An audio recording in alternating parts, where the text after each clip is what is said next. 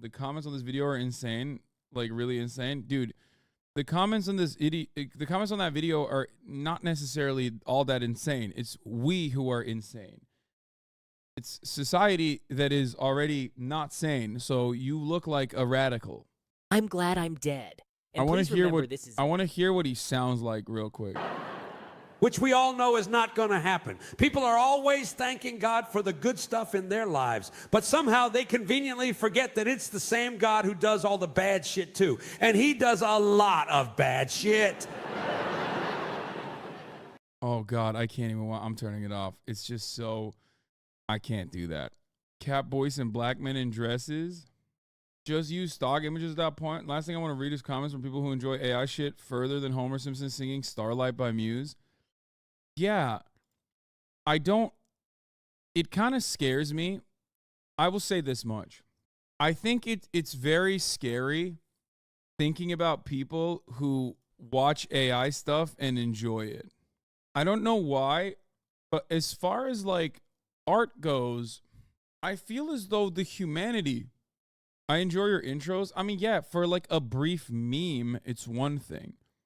But if you just like kick back, you know, throw your slippers to the side, kick your little feet up on the table, and then like watch a 1 hour comedy special made by a machine of a beloved comedian that passed away, it's like that's an entirely separate thing. You're now watching something that is just completely robotic. There's no humanity in it.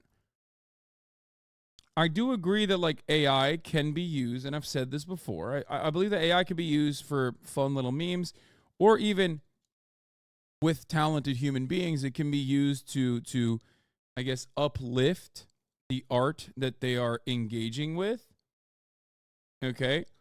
But if you are trying to make a fully fleshed out product, we're now broaching scary territory, not even necessarily because like, oh, I'm scared that it's going to, it's going to destroy artists, which it already has to a certain degree, but more so that what makes art good is the humanity. It's the fact that a human being with imperfections, that mastered their craft, that took all of their life experiences and put it on whatever canvas it is. And it doesn't necessarily have to be a painting, right? But it's just what makes, it is one of the last bastions of humanity. Like there is a mechanical process when it comes to I don't know, commodity production, right? But when it comes down to art, it is supposed to be the exact opposite of that. Like it's supposed to be imperfect. It's supposed to be a mastery of your craft, but also beyond that, it's supposed to bring to the table the collection of experiences that you've had.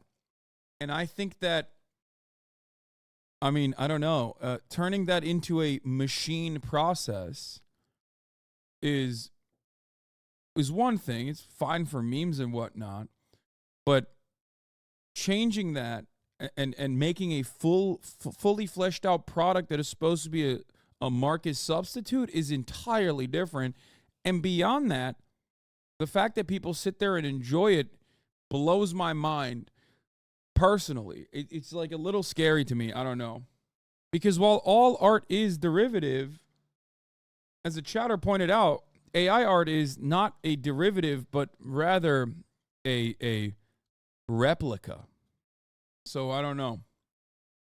I guess my point is AI art will never be able to make something like this. Okay? Where is it? Where the hell is it? Oh, here. AI art will never be able to make a year hair affair, okay?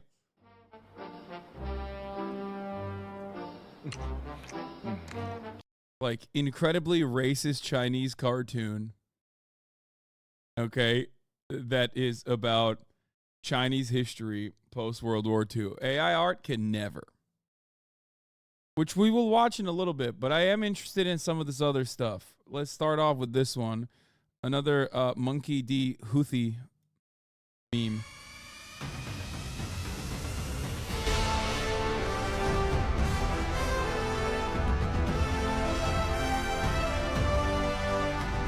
This is one of those things that I do absolutely love about just anime in general, is that, like, I think it's sick that people do this in protest, like, globally. Like, people that are, like, One Piece has had such a profound impact all around the world that you just have, like, dudes, you have people all around the world that, like, protests from Chile all the way to Yemen, posting up with you know, the straw hat flags and whatnot.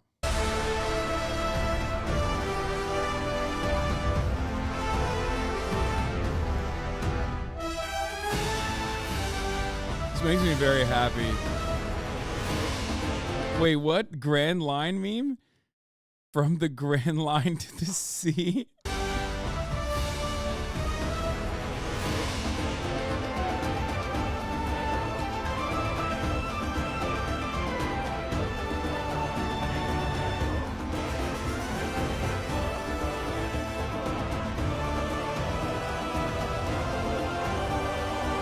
Friend of mine wholeheartedly supports Palestine because he believes Luffy would be pro-Palestine, and honestly, if it works, it works. I mean, yeah, sure.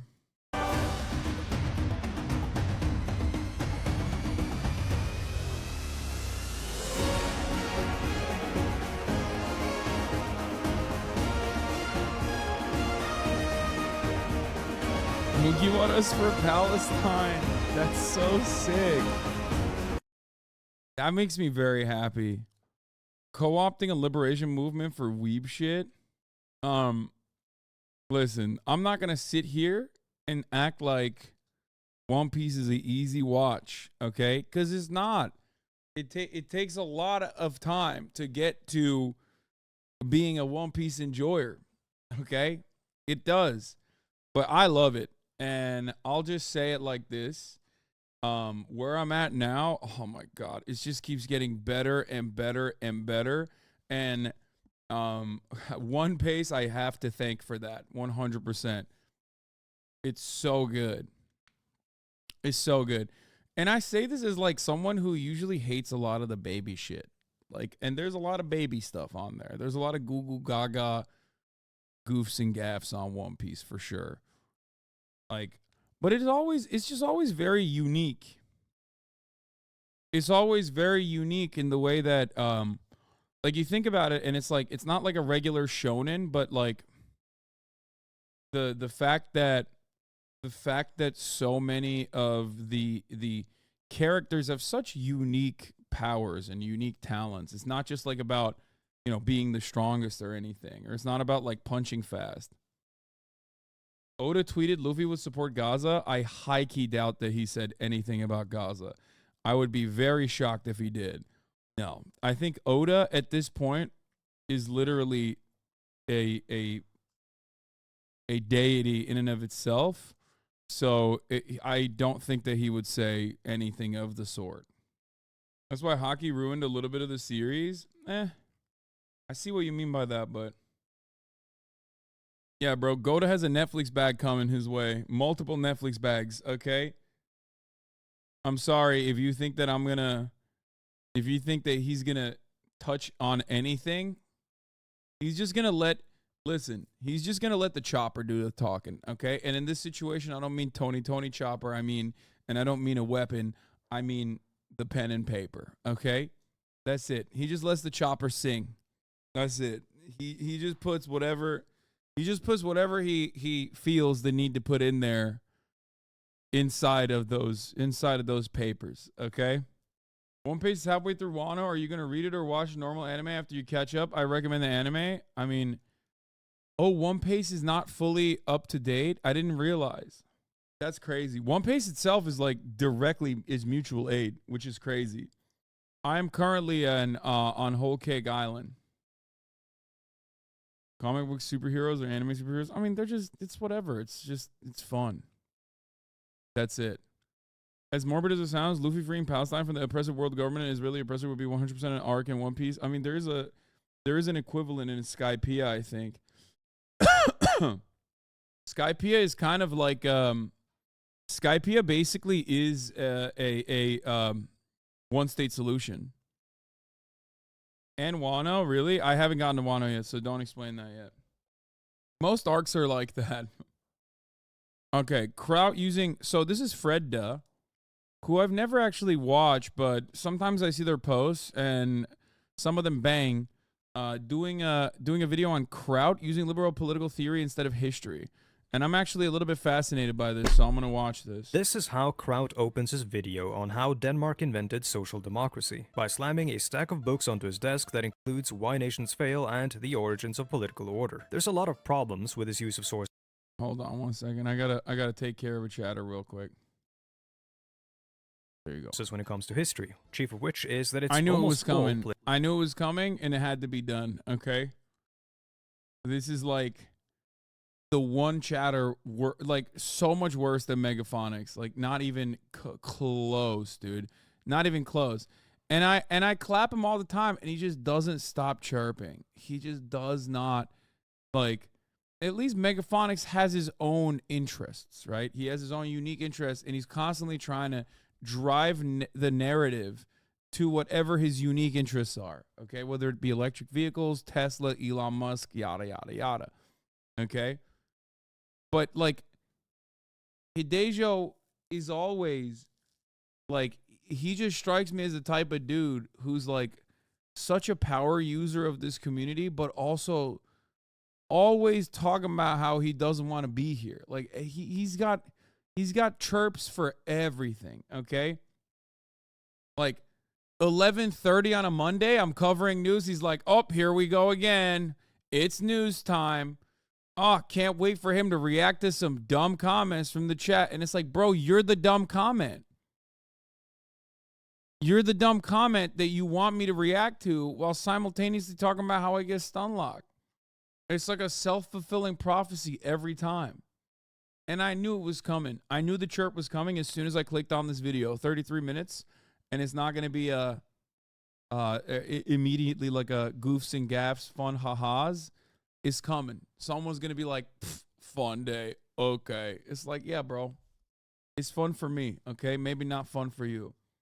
Political science. We'll talk about that in detail later on in the video. Out of the stack, he pulls The Great Leveler. Probably the best book in the stack for a history video, being that it's the only one written by an actual historian. The thesis of The Great Leveler is that periods of long peace lead to growing inequality, which is only erased by periods of great political turmoil, such as the First World War and the Russian and Chinese revolutions. The thesis of her work is the central argument. It's the discovery you made during your research. The entire body of work exists to convince the audience that this is the right interpretation of the evidence you surveyed. That's how you work with history. Every good historian, and even writer in general, knows what their thesis is, and is consciously working towards it throughout their work. Usually it's hinted at early on, and then you return to it towards the end of the work in order to hammer it home. However, if you don't know the thesis of your work, you can end up accidentally indicating multiple different theses and themes that you never intended to communicate in the first place. Everything in the video exists to reinforce the thesis, but if your thesis is confused, the messaging of your work is also confused. And it didn't come to be through class struggle as Marxist theory demands, but through cold weather.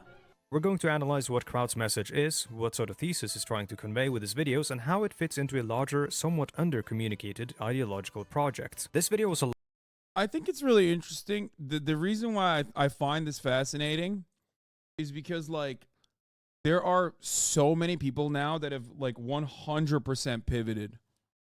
Like, a lot of people either were here already or didn't realize that, like, politically they aligned with this school of thought.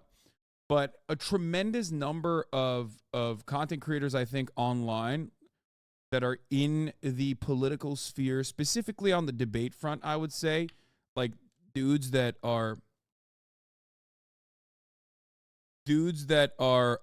known, like people that are known for debates primarily, like they've pivoted a little bit.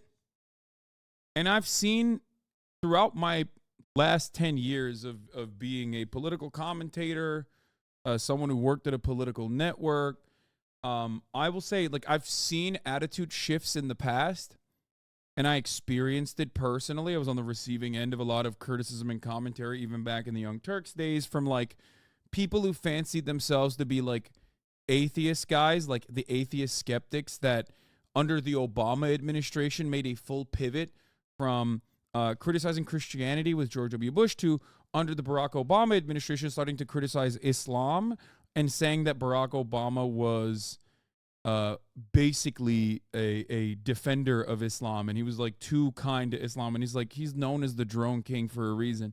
And that shift was the first shift. And a lot of those guys, in my opinion, went from, like, oh, I'm just skeptic, I'm progressive, I don't like Islam because Islam isn't progressive, and all of these other American progressives are actually so crazy about, like, trying to be overcorrective about Islam and about claiming that Islam and Muslim Americans should be a part of, like, the progressive movement, that they're crazy, and I think they're gross, and I think they're wild, to directly becoming, like, alt-light and alt-right content creators. Many such examples exist, right? This was, like, the first phase from where I began and what I experienced and what I saw in my content consumption, and then also in the online space. I'm like a lore master for some of the grossest stuff. So basically, that trajectory went from Islamophobia turning a lot of, like, Reddit atheism style skeptic content creators who were otherwise progressive, the Sam Harris types, I would say, into, like, alt-light and maybe even alt-right content creators. And then there was another pivot, right? Past that point, the alt-right's heyday came in the 2016 era. Donald Trump becomes president. And of course, content, independent content, almost always has to present itself as, like, somehow different than whatever the dominant narrative is. There's a desperate attempt for that, right? Gamergate happened in between there as well. The difference between alt-light and alt-right is, I guess, one is straight up a Nazi and blames everything on Jews. The alt-light, on the other hand, would be the type of people like Ben Shapiro who don't blame everything on Jews, who may even be, like, super pro-Israel, as a matter of fact, but is, like, 90% of the way, or I would say 99% of the way, right there with the alt-right. But they're simply, they have the same opinions on everything. They just don't blame the Jews for it. They blame libs for it. That's basically the major difference, the major point of contention between the alt-light and the alt-right. So, yes, the alt-right and alt-light are both evangelical capitalists, for sure. And then beyond that, I think, under the Trump era, a lot of people adopted the aesthetics of, like, especially because 2016 came with Bernie Sanders and democratic socialism becoming a more prominent fixture in American politics all of a sudden. There was we were further removed from the Red Scare politics. Obviously, you can't fully get away from the Red Scare style politics because, as I've said before, America was a proto-capitalist nation before we decided that we were capitalists. America's a perfect capitalist nation in many ways. So, we already had those fears, but at least, like, a new generation of people who were interested in politics, and they saw Bernie Sanders as this, like, outsider, and they were captivated by his message. They thought, well, yeah, why can't we have nice things? As a matter of fact, a lot of people dared to dream. Okay. And then people started slowly shifting in that direction, especially because the Democratic Party was also normalizing this sort of attitude, this sort of behavior, because the Democratic Party knew that it had no power. And when you don't have any power, when you're not in office, when you don't have any executive authority, when you don't have any power in the Senate or the House, or even if you capture the House or the Senate, but the rest of the rest of Congress still is in the hands of the Republicans, you can position yourself as a very radical person. And that's why I always point to Kamala Harris being in favor of Medicare for all, for example. So in that time frame, a lot of people position themselves as what I would declare anti-Trump. Some people noticed Bernie Sanders' politics and they loved it. and thought, maybe I am that. Maybe I am a socialist. Many of you in this community probably started learning more about socialism in that time frame as well. And then others didn't really learn about it at all, but basically adopted the aesthetics of such, right? Because everyone was doing it. So it's like you felt like you had a sense of community. Many people look for this. This is normal, right? And in the without any sort of real momentum, like labor militancy or whatever, or any sort of like real groupings and real political action, most of the way that we express our politics and most of the way that we look to the political system is simply through content consumption. Because what else are you supposed to do? You're not a part of a union. You have no way of actually changing anything in your real life. So the way you express your politics is by looking at political commentators, myself included, right? Especially if you don't join an org or something and engage in some kind of direct action, engage in some kind of like mutual aid, some sort of like a labor action if you're a part of a labor union, for example. So in that time frame, leftist politics grew, and it created this false sense both in the minds of a lot of people who considered themselves to be leftists and also everywhere else. They started thinking that like socialism was like insanely popular. Okay, I would not say that at any given point socialism was ever in the United States of America insanely popular. Some YouTube socialist said you are using Nazi talking points for defending the Houthis. Yes, I am the Nazi. Yes. Okay. Again, I digress, but that's a good point of contention. So they don't see themselves as content consumers, but modern philosophers. Yes. So in that situation, the going was good. A lot of people fancy themselves to be like social democrats, leftists, people that are like outside of like American politics. And then the Trump era ended.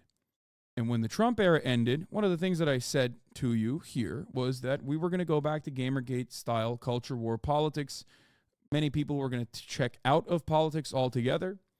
And all of that has happened.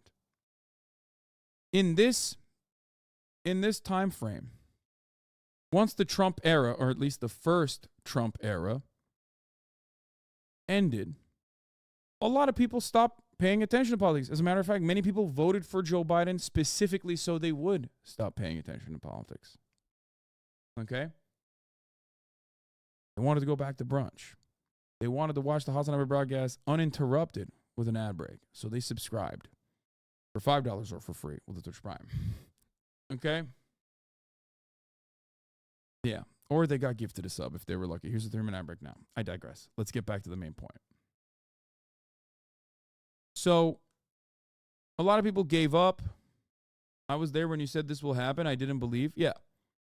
You called this one? Have you seen the viral tweets from that guy claiming he heard... Oh, yeah. I saw that.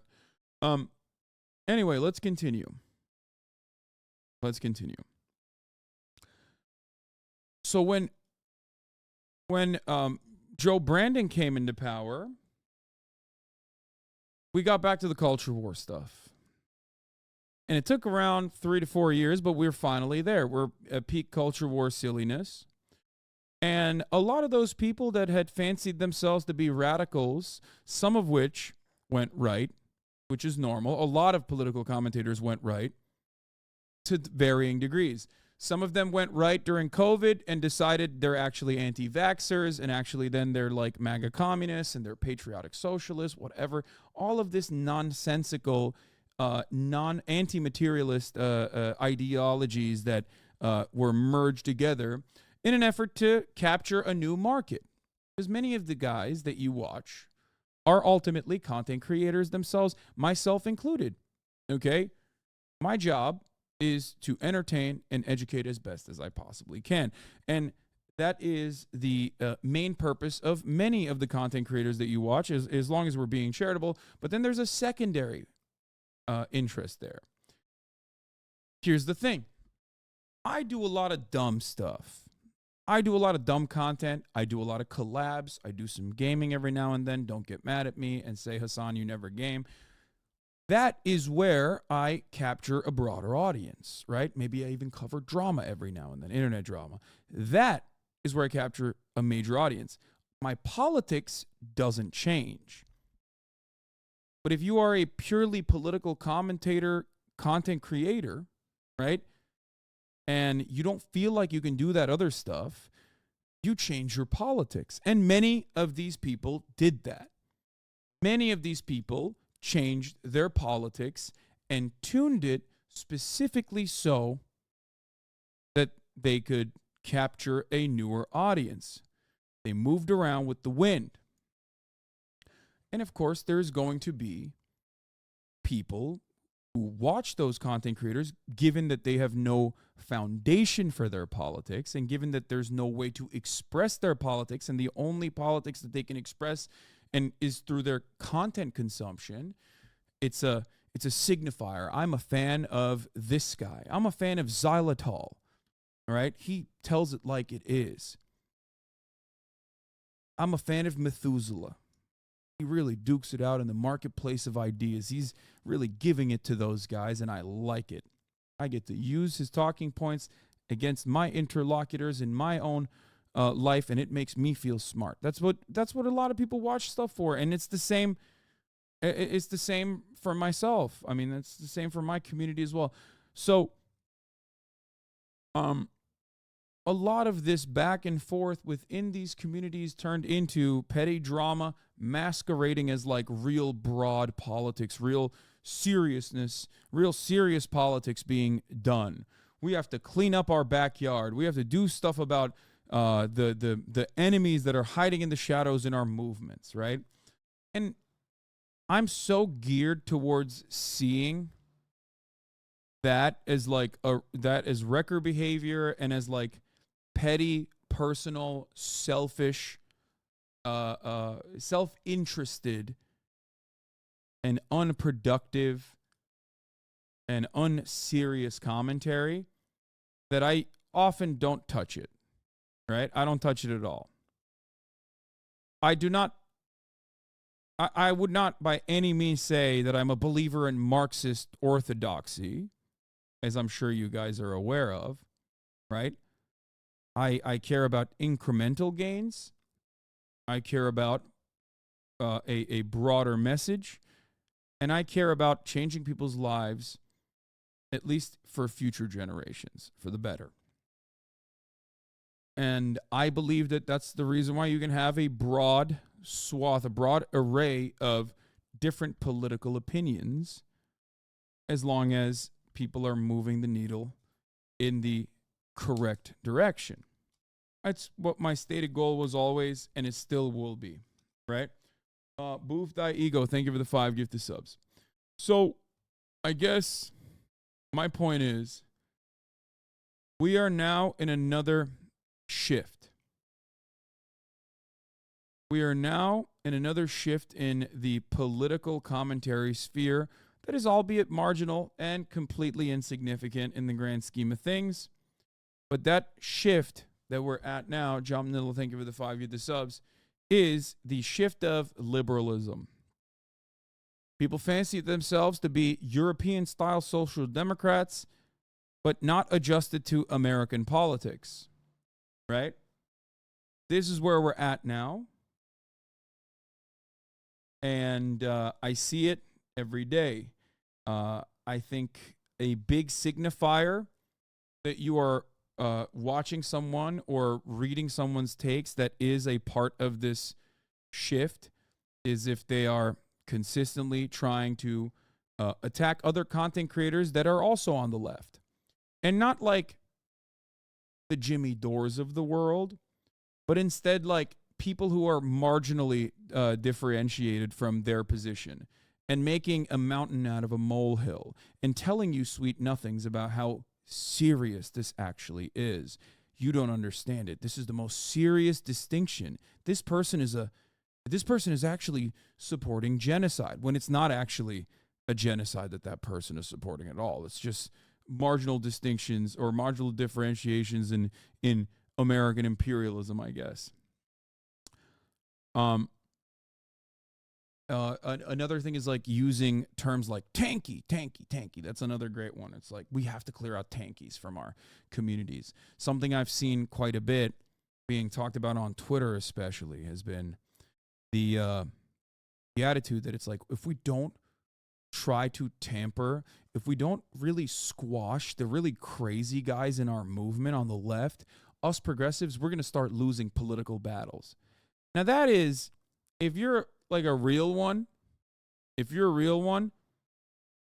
okay, and you hear someone say that, if you've been in leftist movements and have been a part of like coalition building of any sort, when you hear that, that's immediately the most laughable thing you've ever heard, because it's like, we're leftists in America. We were born losers. The fuck are you talking about? When have we won? Like, it is so unserious. It's like, there's like 3 people.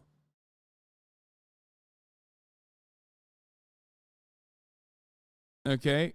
There's 3 people out there that have like a margin of power, a fraction of power, and you're out here talking about how like, oh, we have to capitulate to like liberals who are capitulating to reactionaries in order to, you know, what is the gain in that situation? Nothing. We're not even gaining anything in that circumstance. So yeah, Radlip's talking about tankies in the Imperial Court as the greatest military power in the world is so funny. Exactly. People shouting at YouTube accounts with 50K subs. Yes, this comes from a place of powerlessness. Something that I've talked about with respect to cancel culture and how it manifests in progressive circles all the time. When you are powerless,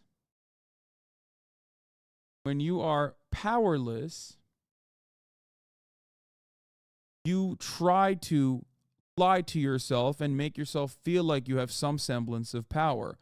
Who is the responsive vectors that you can direct your anger to? Well, under the Barack Obama administration, that vector used to be culture, you know, TV shows and things like that. That's where this whole cancel culture nonsense started as well. Okay? And now it's like it's just like constant infighting. Constant infighting in what remains of the rubbles of any semblance of leftist momentum. Silly, unproductive, stupid. Why did I talk about all of this? Okay? The reason why I talked about it is because I think there are content creators who were always kind of liberal, but have even shifted further into reactionary commentary that actually came from a reactional foundation in the alt-right. Kraut. I don't know too much about him. I think he makes like a lot of history videos. But Fredda here is talking about, I guess, Kraut's YouTube content revolving around a defense of liberal history, liberal political theory masquerading as history. Kraut is always fucking raised to be fair. The only thing I knew about him was that he called me a cockroach a bunch of times, and as soon as I heard that, I was like, oh, I'm checked out. What's funny is this is exactly what happened at Chapo. How many ex-Chapo fans made their own true leftist podcast after getting brain broken? Yeah, except Chapo's politics have remained the same. My politics have remained the same. Right? Like, notice how the fandom makes up their own minds and decides to join in on the fun and never really fully appreciate it. Right? Same goes for the Chapo boys, same goes for myself, same goes for Majority Report. There are definitely content creators out there in the leftist side that whose politics have not shifted with the wind. And you can see that. There are plenty of content creators on this side. Democracy Now! Majority Report. Democracy Now! Is already like a hardline news media. They just do objective news coverage, in my opinion. Well, maybe a little bit leftist news coverage. So, Not Majority Report has had name change. They got hacked and just their Twitter back. They not ape terminal? What do you mean? I'm in the community about the guy you were watching about. I talked about it last night in OC, but in short, the community cares about international law shipping routes over Palestinians. Yes, of course. Because they love American dominance. They recognize that they benefit from American dominance. And if the dominant American prevailing attitude from the State Department is that the Houthis deserve to be blown to bits, the people of Yemen deserve what's coming. The halting of the international commerce routes will cease, I say. So, they're going to present that narrative as well, as though it's their own. I don't think they've thought about it further. I don't think they care. I don't think many people care. I think there is a very real fear in the hearts and minds of those who live in America of a world where, like, America is not the dominating power, because a lot of people are fearful, understandably, of change, right?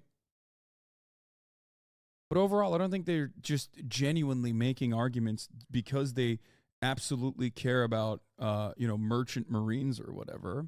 I think that they do this because America has said this is just, this is righteous, and they just kind of want to win arguments, and they don't really care about the consequences. They don't care about who gets blown to bits. That's it. The goal is to get people to care. That is my goal. And unfortunately, it is no different when people come and look at my body of work and try to pick it in the same way that Republicans do. The difference, however, when a Ben Shapiro type does that sort of thing is battle lines are drawn, so all of the liberal watchers of other supposedly progressive content creators recognize that, oh, that's Ben Shapiro. He's reactionary. He's a bad guy. When he says, oh, Hassan, your politics are America bad, well, I'm going to be a little skeptical on Ben Shapiro saying that because I know that he has lied about so many other things. But if it's a content creator you trust who has fancied themselves to be a progressive, who's adorned the politics, the radical politics of progressive, Marxist Leninism, or maybe they're an anarchist or whatever, right? Like, when you hear that guy making identical arguments to a Ben Shapiro, right? All of a sudden, well, then you don't have that same immediate skepticism. What I always try to get people to do is to have that critical thinking that they exercise for everyone, myself included. Okay? That's it. A lot more challenging to make than some of my past videos where I've talked about figures on the far right. While Kraut was a member of the far-right skeptic community and an anti-feminist and Islamophobe, he also at times confronted the more extreme right-wing views that he found objectionable. Eventually, this led to a falling out with the more extreme right-wing elements of that community, causing him to distance himself from them. While he's dropped the Islamophobia and general overt gross behavior he used to engage in, he's still as politically engaged as ever on social media and in his videos. He just downplays it in the videos, where most of his attacks on the left, on Marxism or similar things, comes as passing remarks or as underlying themes in his video's central thesis. I'll stress this multiple times throughout this video, there is nothing wrong about producing political content, and there is nothing wrong about having an opinion on history.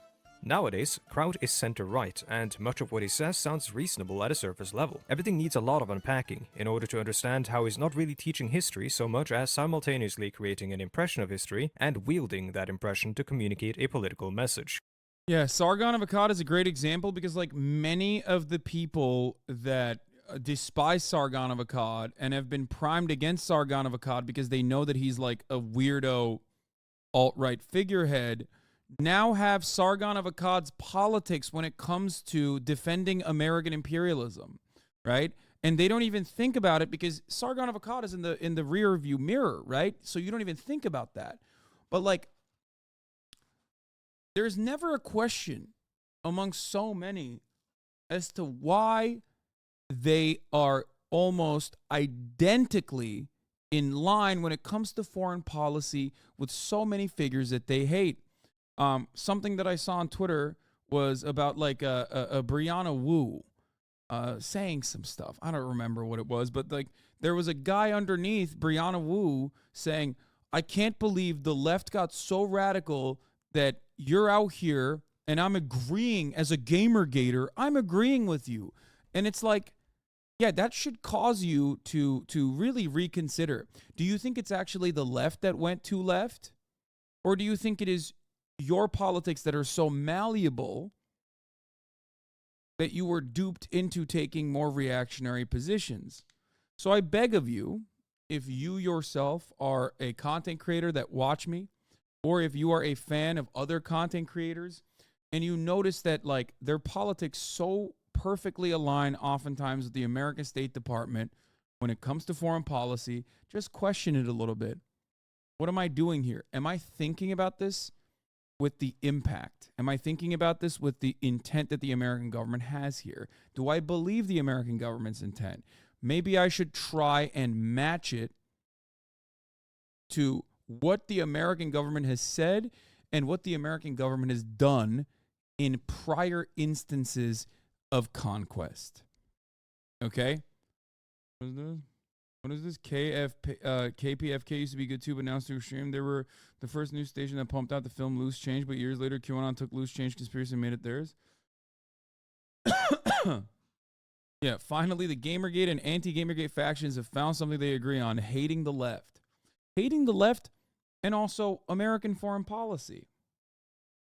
I think part of this is because there is no real liberal anti-war movement in the post-9/11 party. And when you don't have a real anti-war movement, and you have a very real anti-left movement, right? My general Here, and I'll show you this as well. That's what's going to happen. That's what's going to happen. You're going to have people yelling at the left or what they think the left is, greatly overemphasizing how much power they have when they don't actually have any power, and talking about how we have to do American wars. And I have to pee real quick. instinct as a reporter and as a journalist for going on 3 decades now has been that when I'm told by the powerful who my enemy is, I want to go talk to those people. I want to, because I don't view myself as just thinking for myself. I try to give people information that they can use to make informed decisions on what they support or oppose or other things. And I try to be very transparent. Clearly, I'm not a guy that just believes in, he said this and the other person said this. I don't believe in the corporate media defined terms of objectivity. But the hardest part of keeping your spine is when you're told those people are vicious animals who kill for pleasure. Having the bravery or the principle to be able to say, I'm going to check that fact. And that's what all of us should be doing in the face it's of the bare minimum. Yeah, no one should be winning an award for doing that. That should just be basic journalism. Yes. My general instinct as a reporter and as a journalist for going on 3 decades now has been that when I'm told by the powerful who my enemy is, I want to go talk to those people. I want to, because I don't view myself as just thinking for myself. I try to give people information that they can use to make informed decisions on what they support or oppose or other things. And I try to be very transparent. Clearly, I'm not a guy that just believes in, he said this and the other person said this. I don't believe in the corporate media defined terms of objectivity. But the hardest part of keeping your spine is when you're told those people are vicious animals who kill for pleasure. Yeah, I mean, listen, guys. Listen, Jeremy Scahill is a phenomenal journalist who has stayed true to the cause, despite the fact that maybe even some of his coworkers have literally gone down the rabbit hole that I've talked about, right? I mean, this is a guy who has directly done reporting on the ground in Yemen, in Somalia, in many of the places that we discuss. Okay? It's just something to remember. Like, it's not an accident these guys who have been profoundly respected journalists or even academics that I have on the broadcast that almost 100% agree with what I'm saying here and basically say identical things to what I'm saying. Okay? These guys have seen it. This better be a Rolex sponsor stream. No, I don't even own a Rolex. I just have this hat, and I think the hat is cool. But I wear it when my hair is really wet early on, which I shouldn't because then it just sticks this way. Then it's hard to shape. But, I mean, this is a guy who's written many books. This is a guy who has done a lot of on-the-ground reporting from conflict zones. It's just, they don't care. They just align with the people who say you're bad for saying what you do. No, I'm not talking to the content creators in this space. Okay?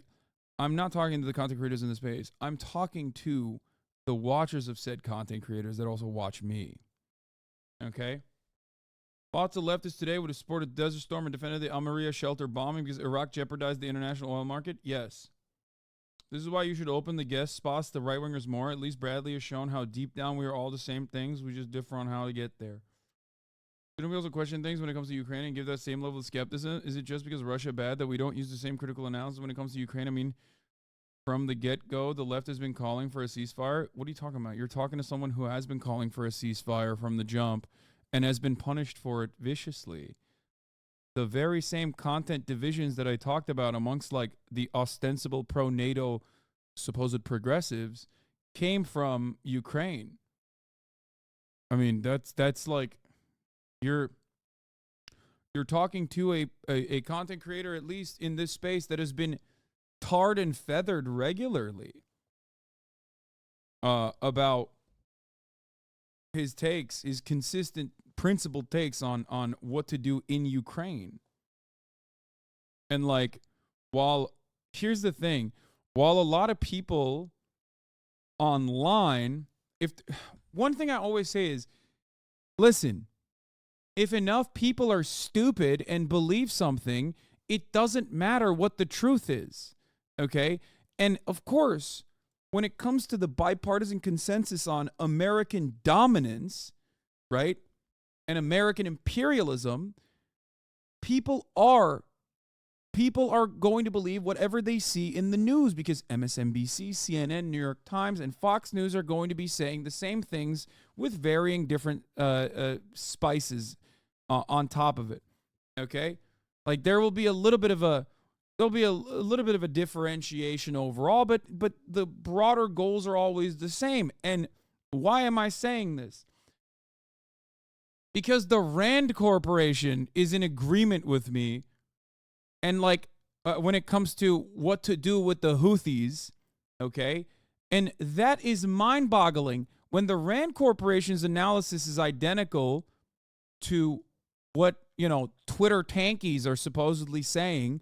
But then you have like a lot of liberal thinkers that are straight up saying like, no, this is a insane position. Like, to say America should not bomb Yemen is an insane position. You're crazy. You're kooky. It sometimes makes me lose my mind a little bit. Okay? Like, the position that you have, no matter how much people in your circles, okay? No matter how much people in your circles say that you're crazy, and say that your position is unpopular, say that your position is wrong or immoral, something to always remember, okay? Something to always remember is that, a lot of times what you're saying is not crazy, especially if your job or if your goal here is to, stop war and bloodshed, okay? And even if there aren't enough people that you can see and experience on your side, ostensibly in the circles that you're in, you're still right. I don't think it's fringe left tanky nonsense to be against Western aggression and imperialism spanning the entire globe. Yeah, This is what I mean. Yeah, look. When I say progressives need to ice out the fringe left before it drags us into crazy town, I cannot think of a more compelling example than this account, which has never met a dumb tanky lie it didn't immediately spread to its cult-like following. And the argument for that is, it's crazy to me watching how easily liberals would justify bombing civilians in countries to avoid looking inward about the evils of the United States as an imperial power. Where is this coming from? Because Seamus,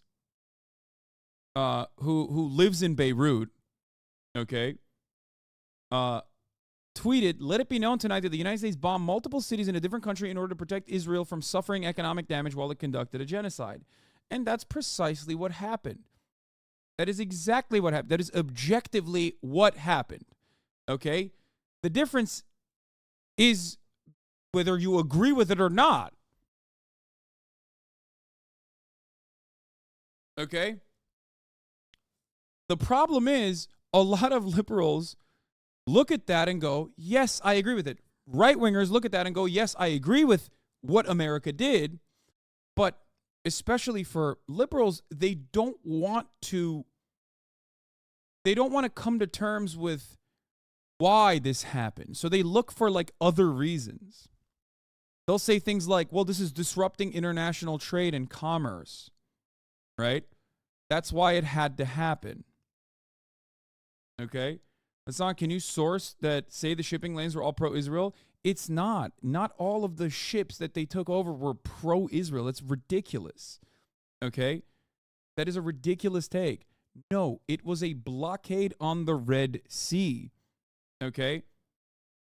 That's it. It was a blockade on the Red Sea that tried to, with limited means, stop commerce enough that insurance providers for international shipping companies would use a different route that would, be more expensive and cause shipping delays. That's the point.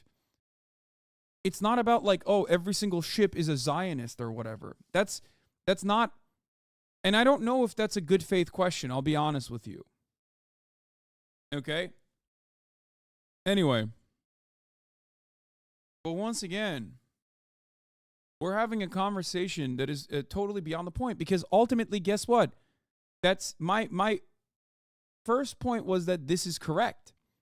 This is factually correct, right? And people desperately try to move the needle away. It's about creating pressure points. That's it. Okay? That's it. Like, people will be like, well, I don't care that I don't care. You can't disrupt international trade, international commerce. I don't care. The Houthis are doing slave labor. Here's an article. Here's a blog post from some Saudi blog that I found that says they're doing slave labor. Like all of this stuff. Wait, did you bring a capture card? Let's go. Okay. So, no, it's not Target. It's March. So, anyway, it's just weird especially because, like, one, this is an objectively correct take, and yet Will says it's impossibly naive, right? And then he doubles down and says, like, these are cringe, fringe, tanky, nonsensical positions, which is weird because it brings up 2 points that I want to make. One, calling something cringe or fringe, tanky nonsense does not actually address the argument. Okay? Someone might be making a moral position that is, I guess, unpopular. Israel is an apartheid regime. Calling it as such for a very long time was unpopular. I, myself, and many others still correctly called it an apartheid state. It's still, depending on which circles you ride in, is considered unpopular. Just pointing to something's popularity is what a coward does. Okay?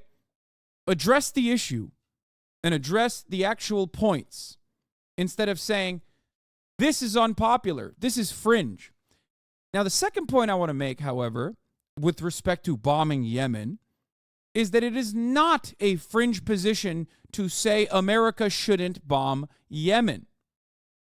Why are people so weird about this, says Adam Johnson. Only 10 out of 193 countries support bombing Yemen. The other 183, including many who still condemn Houthi attacks, didn't support it.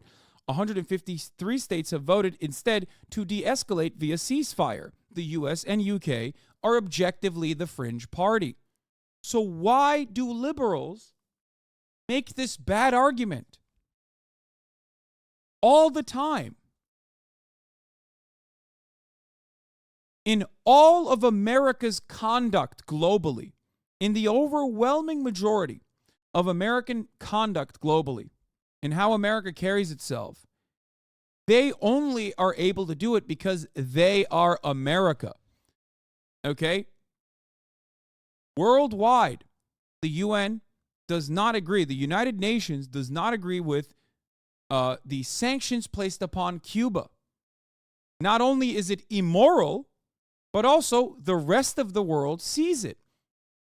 But depending on which circles you're in, someone can cast that aside as cringe, tanky nonsense, despite its illegality. So please, don't be suckered and duped by those who have, I guess, differences in opinion, but masquerade as progressives, while simultaneously making the most mathematically reactionary argument for American empire. That's it. That is very frustrating to me. Anyway, speaking of the Houthi stuff, U.S. bombing Yemen is supposed to instill confidence in shipping companies and deter Ansar Allah. It has done neither so far, is what I tweeted out earlier on the pooper this morning.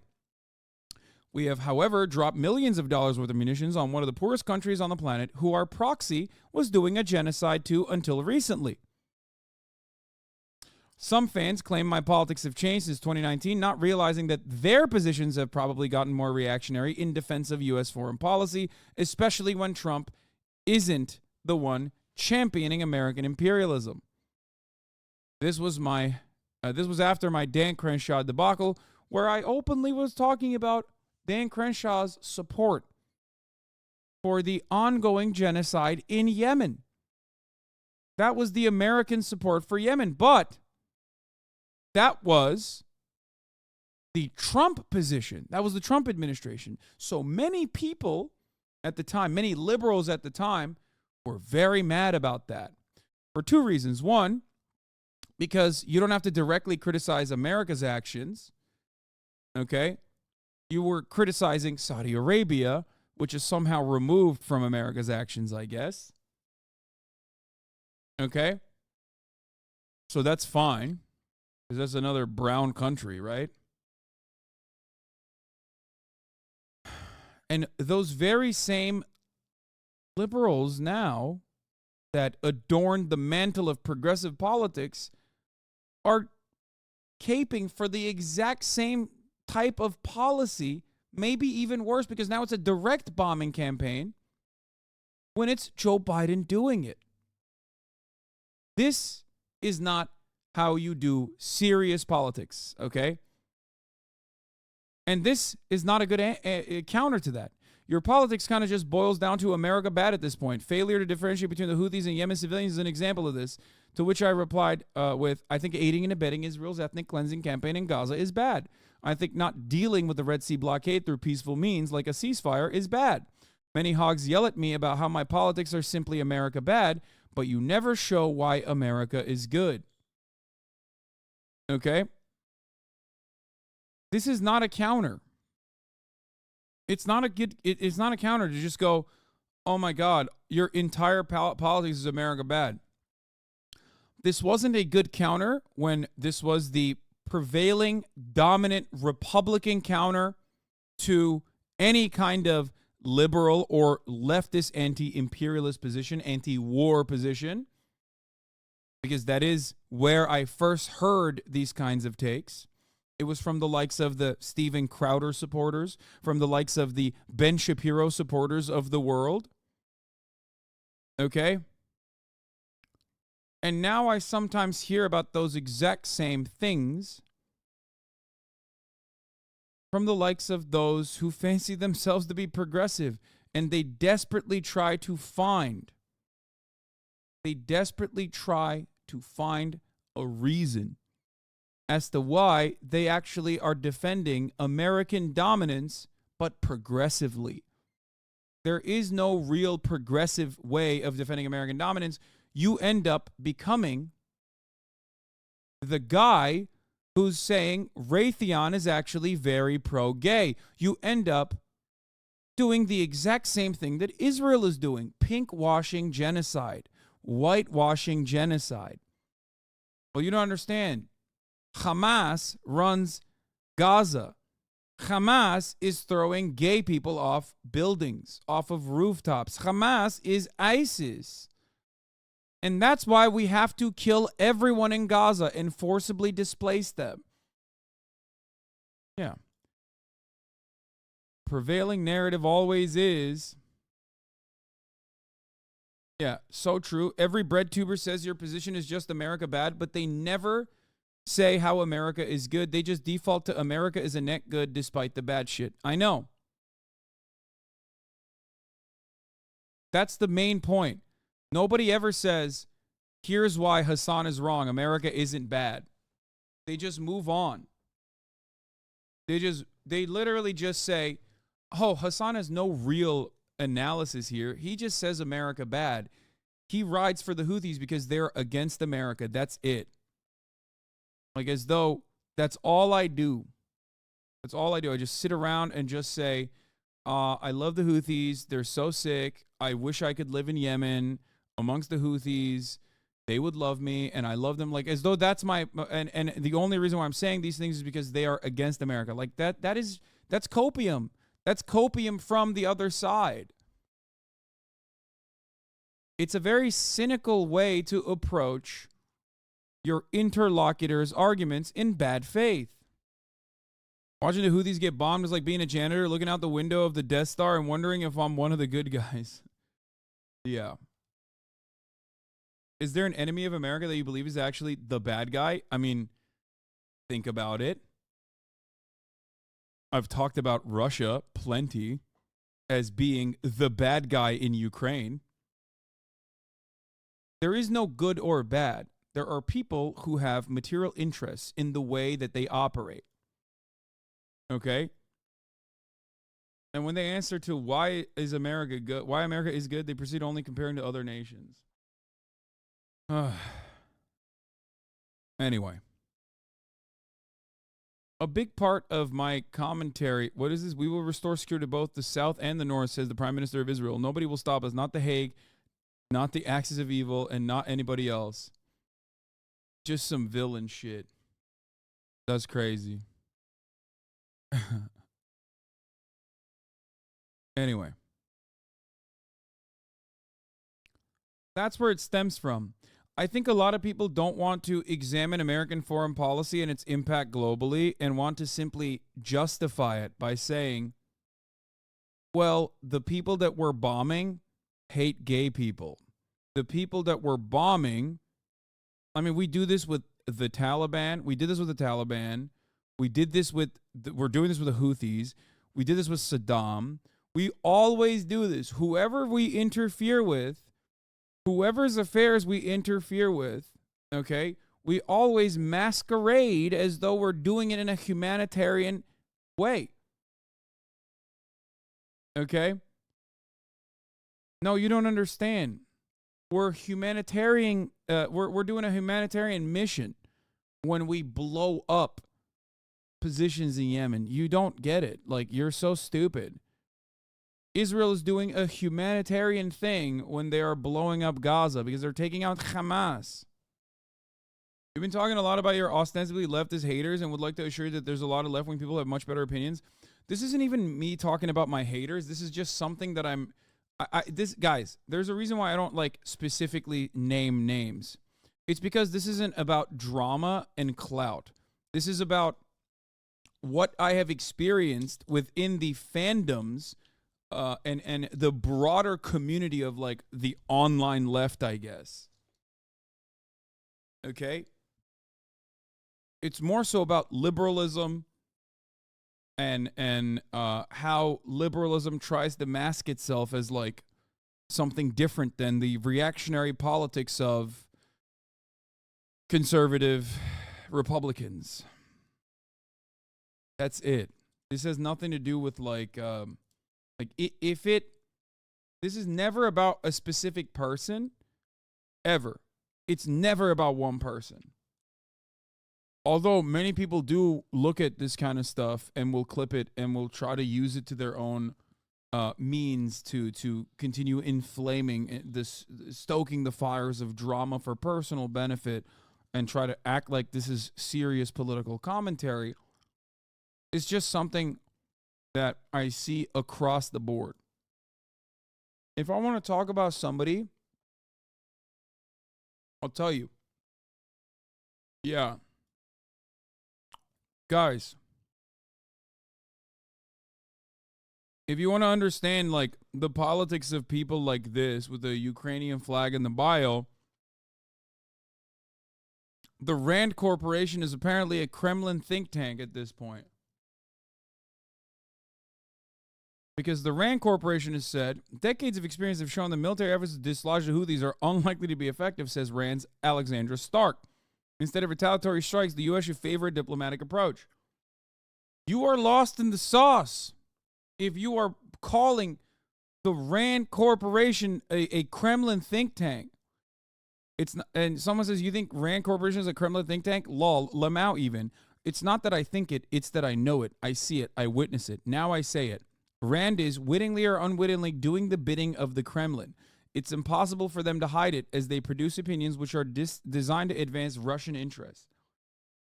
Yeah, so many liberals are just like perma brain broken and with no solution. It's so Jover. I mean, this is QAnon. There's no difference. It's Blue Anon, right? There is no difference between having this approach to like any person that comes after your any person that criticizes what you think is true. When you call the Rand Corporation a reactionary right-wing think tank, okay? Here, let's look at the Wikipedia of the Rand Corporation. The Rand Corporation is an American nonprofit global policy think tank, research institute, and public sector consulting firm. They engage in research and development across multiple fields and industries. Since the 1950s, Rand has helped inform U.S. policy decisions on a wide variety of issues, including the space race, the Vietnam War, and the U.S.-Soviet nuclear arms confrontation, the creation of the Great Society, social welfare programs, and national health care. I don't know what to say about this other than like, Rand is not right-wing. Like I said, national defense is more conservative, but social health division is more left-leaning. Almost every American think tank is far right when it comes to American defense. It is their goal. It is their job. It is what they do. That's the whole point. There's a whole point of this think tank's existence. Okay? Iraq War. Controversy. The U.S. government created to support Russia. Ukraine flag Twitter users are gold. Yeah. All right. I just wanted to point that out. I think the real reason why people do stuff like that, by the way, is because they want to position themselves as like, they don't want to actually tackle the issue that you brought forward, and they want to simply posture and state that the thing that you are saying aligns with like some Russian interest that I've made up, right? And that's a very good way to position yourself against something that you would otherwise have to agree with. Like, in that situation, it's no different than basically saying, like, well, the Kremlin think tank wants healthcare in America. It seems quite weird to me that you also want healthcare in America, and now you don't have to actually argue about whether or not healthcare is good. Now you just personally have said that Russia wants it, and it aligns with their interests. I heard it so many times during the Ukraine stuff, and I was like, I think a ceasefire should happen. Because that is inevitable. It's inevitable in every conflict. A ceasefire should happen. And people are like, that's what Putin wants. You're doing Putin's bidding. Anyway, here's second thought. Are we This the episode baddies? and others like it are brought to you by the generous support of my patrons on Patreon. Get some cool perks and help support the show by becoming a patron at patreon.com/secondthought. I also recently launched a new channel dedicated to the nuts and bolts of Does it making a give you living as a pause that creative. all of If the that sounds every like Ukraine something flag you'd account is enjoy, now a you can bloodthirsty check it out at the pro-Israel link warhawk? below. No, it's something that I know. It's not because they had a special interest in Ukraine. They're just defenders of American empire. That's it. Like, some people definitely do care about Ukraine, okay? But the reality is, most people that were like hyper pro-Ukraine were simply just excited at the prospect of like America aligning with a moral position that is good. Ukrainian emancipation is correct, okay? It's correct.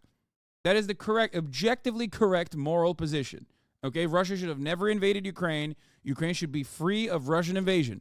That is the morally righteous position to have on this conflict, okay? So every single America lover jumped on the bandwagon to be like, oh, thank God we're finally on board with a war where we're like objectively on the right side. We're the good guys. And I tried to make this distinction regularly where it was like our goals in Ukraine are not the good goals. They're not good goals at all. They're actually very bad goals. We benefit from the continuation of the war in Ukraine. Okay? And that much has been true. You see it. You saw everything that I brought forward. American politicians have openly said about how, you know, Ukraine is simply a battleground for us to destroy our foreign adversary, Russia. Okay? That the conditions in Ukraine were going to worsen as the war continues, as the invasion continues, and that it was going to become significantly more reactionary. And America's interest in Ukraine is the privatization of state resources, the elimination of any kind of like leftist opposition to a neoliberal administration, making it much easier to just pick apart the entire country and exploit it, while also feeding a steady cache of weapons into Ukraine that otherwise would have gone to Afghanistan, the identical budget size that went from Afghanistan directly to Ukraine. Every single thing that I've said has already happened, and every single thing that I said about the politician motivations was real. They openly admitted it. But people just simply doubled down and tripled down. Not many people, in my opinion, in here even, I don't think have changed their framework at all on this stuff. I think it was a battle line that was drawn. People said, Hassan, you're bad. You love Russia. You're saying things that benefit Russia, and I hate you. And you're a charlatan propagandist who just only has America bad in mind and never America good in mind. America good this time. I don't know if there's a single person in this chat still that remains in this community right now at this very moment that will openly state, like, honestly, I was one of those guys who thought, like, you know, you're out of your mind, and now I've come to the conclusion that maybe you weren't. Maybe you were correct. I think there's not a single person in here that feels that way. Why? Because they just left. If both parties don't want a ceasefire, in this case, neither do, I just don't see how we're anywhere. First of all, that's not correct. I just don't see how we're anywhere near starting a dialogue on a ceasefire. The conditions for a ceasefire by either side are nowhere near met according to their respective goals in the war. No. Ukraine's ceasefire goals are not on Ukraine. It's on America. And I said this is day one, too, and people got so mad at me as well. Anyway. All right, let's continue. And I've been asked directly, would you do it again? If you give me the same circumstances, I would not hesitate. I think that a lot of Ukrainians are mad at you. They don't want to hear all that. Side note, I think you're correct. I know. And it's fine. I don't think anyone in Ukraine that is a fan of mine, with the exception of people that just like understood what I was saying, will ever come back and be like, you know what, I think you're right. All right, let's watch this.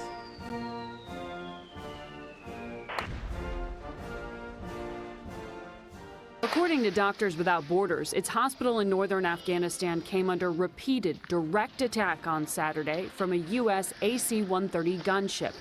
When a mistake occurs, the United States owns up to it, and we vow to get to the bottom of what exactly happened. No, we don't. Tried to meddle in other countries' elections? Oh, probably. That's why tomorrow I'm going to send to Congress, help us build a world that is safer, more peaceful, more prosperous for our children and grandchildren.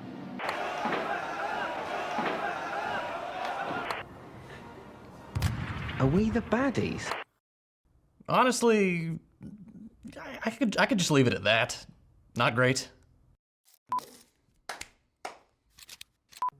Okay, friends, today we're going to tackle a big topic, and one that might make my fellow Americans a little uncomfortable if you haven't grappled with this stuff before. Before we begin, I'd like to offer a quick disclaimer, because I know I'm going to get a ton of misguided comments. I am not anti-American in the sense that most self-professed patriots would use the term. I love the land, I love my neighbors, and as a Texan, you better believe I love Whataburger. I am anti-American in the sense that I do not support the United States as a political project. A nation founded on genocide, theft, and slavery. That's it. All right, click away, brother. This commie's gay, okay? At first, I thought to myself, there's no bisexual lighting. So maybe after he said to me that he's from Texas, I thought maybe he's a patriot. And then I saw that he said he's not a part of the American Global Project, and I realized then, excuse me, there's nothing more American than advocating for endless empire, ceaseless empire, 800 military bases around the world, so that Raytheon can turn profit year after year. Profits that it won't even trickle down to its own goddamn engineers, brother. That's what America is about. America is about $5 jalapeno poppers, okay? And my dick not working because my food is actual garbage. Because, again, big mega corporations that are fancying themselves, they're working on the agricultural production side and also on food, have lobbied the government endlessly to ensure that they cut costs as best as possible and feed me fucking poison. But that's goddamn delicious poison, and I'll fucking kill you if you ever try to take that away from me. America is about me having severe health complications like diabetes and then not being able to pay for my insulin because, God damn it, brother, we got other priorities. Priorities that never seem to help me out, okay? And always seem to, I don't know what the priorities are, really. I don't know who's really getting helped out. Maybe the corporate bottom line, but there is an America out there spiritually that's dominating, and it makes me feel good. It's all good that I got incredibly high blood pressure and my shit don't work. And I can't go to a goddamn doctor because the last remaining rural hospital is a helicopter ride away. Turns out it wasn't profitable for there to be a hospital there, and guess what? That's goddamn all right because I'm fucking American. I'm proud to be a goddamn cuck. That's what being a patriot's all about, because I can have a gun. And I can purchase that gun at Walmart. And I can have my 10-year-old play with that gun at home because I don't need a lock and key. And when that 10-year-old learns the hard way what guns are really like, maybe he shoots his sister in the face, but guess what? Didn't like her that much anyway. Her vibes were fucked. Okay? And sure, I shot my dick off too one time, but that's all right. I don't need it anyway. The poison I've consumed has already destroyed my penis before I shot myself in the penis to begin with. So didn't make much use of it regardless, but God damn it, that's what being an American is about. All right, let's get back to this gay comment now. Slavery has no right to exist, and certainly has no right to act as an occupying force all over the world, dictate trade agreements, fund proxy wars and death squads, foment coups, and generally act as a barrier to self-determination and genuine freedom. When people say things like, "You're not patriotic," I find it a little disingenuous, because what could be more patriotic than recognizing your country's flaws and working to build a better society? Anyway, this is a massive topic. There's no way I can even mention all the crimes the US has committed, so I'm gonna leave a bunch of resources in the description if you'd like to learn more. Originally, I was gonna keep this nice and organized and have a few categories with one major example each, but there were just too many to pick from, so let's just dive in and take a brief stroll through the history of the US empire. We'll start at the beginning, with the genocide of the Native Americans. When Europeans first laid eyes on what they called the New You mean the general lie, brother? World, it's estimated there were around 15 million indigenous people living in North America. By the end of the 19th century, there were just 200,000. 14.8 million people were killed by these foreign invaders who, without any sense of self-awareness, considered the native population savages.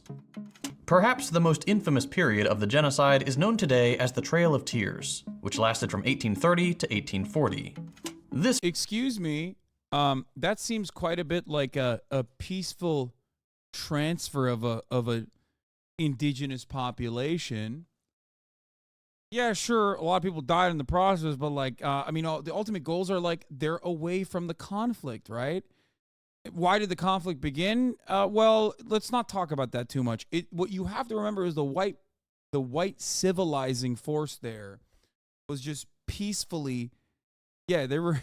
Yeah, Trail of Tears, tears of joy, brother. That's a good one. Exactly. Yeah, what do you mean? They never specified what kind of tears. They were joyful tears. They were saying, "Thank you, white man, for moving me away from the conflict." This project, initiated by President Andrew Jackson, a war criminal and slavery enthusiast, and approved by the United States Congress, had the explicit goal of removing Native Americans from the land the US was currently colonizing, and relocating them across the Mississippi. The problem was, most of these people didn't want to leave their homes. So, naturally, the US butchered as many as it took until the native population complied. The actual relocation process was incredibly dangerous, and thousands of people died of disease, starvation, or exposure to the elements. Of course, that was of no consequence to the US government. They had achieved their goal: vast new swaths of land to colonize and turn into farmland to be worked by an army of slaves. This is just one short 10-year period in the history of the genocide of Native Americans, but it's indicative of the cruelty and calculated inhumanity that underpins the American project. Find land or resources you want, kill the locals, and maximize profits by making use of slave labor. I've left a number of books on this genocide in the description, and I highly recommend my American viewers take a look. What we're taught in school does not reflect the magnitude of the crimes our country committed. Early Americans participated in the eradication of the bison specifically to starve the indigenous peoples. They attacked villages and butchered men, women, and children to universal praise. They did everything they could to make the native people who were just trying to exist seem like evil monsters bent on destroying the American project. There's a reason Hitler had such admiration for this period in American history, but we'll get to that later. For now, let's move on to some good old-fashioned war crimes. The United States is an exceptionally warlike nation. In the 247 years since its inception, the US has been at war for all but 17 of them. The country sees itself as the world police, the shining city on a hill that has the moral responsibility to enforce our conception of society on everyone else. This country talks a big game about the importance. Okay, it's just like, I don't think he understands. Okay, I don't think Second Thought understands that our conception of how society should be designed just simply always ends up benefiting our bottom line. And not even like the American bottom line across the board, but the bottom line of like American corporations and corporate owners. And it just happens to be that way every time. What are the odds, guys? What are the odds? It just happens to work that way. And we're not haphazardly slapping that sticker on as a idiotic justification. You know what I mean? of freedom and the right to self-determination. But the United States has never once embodied those values. One early example is the Philippine-American War. At the end of the Spanish-American War, the United States annexed the Philippines. The island nation... How about the annexation of the top of the hour ad break? Okay. Nobody's talking about that. About how at the top of the hour, there's a 3-minute ad break, and if you no longer want to see those ads, all you need to do is subscribe for $5 or for free with a Twitch Prime. Okay. Time to take over the top of the hour ad break and make it yours. And you could do that by getting gifted a sub as well. If you're lucky, here's a 3-minute ad break now. Nation didn't want that and declared independence. The United States, a country halfway around the world, said too bad. By the US State Department's own admission, the resulting war killed some 20,000 Filipino combatants and over 200,000 civilians, with some estimates going as high as 1 million people. The US military was brutal, engaging in scorched earth tactics and forcing tens of thousands into concentration camps where thousands of civilians died in unspeakable conditions. Once again, all this because the US saw something it wanted and chose not to recognize the rights and desires of the people who lived there. Let's fast forward a little bit. Less than 50 years after the massacre in the Philippines, another island nation was ready to surrender to the Allied powers. At the very end of World War II, Japan was thoroughly beaten.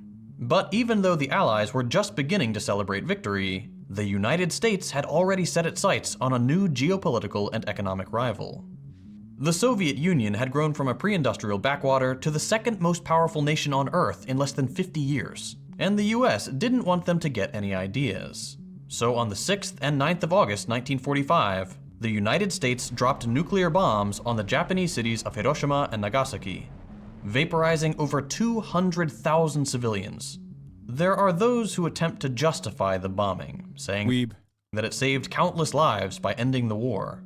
But this is another dude, American arguments that justify American actions are so funny. It's always like, you don't understand, the firebombing was far worse.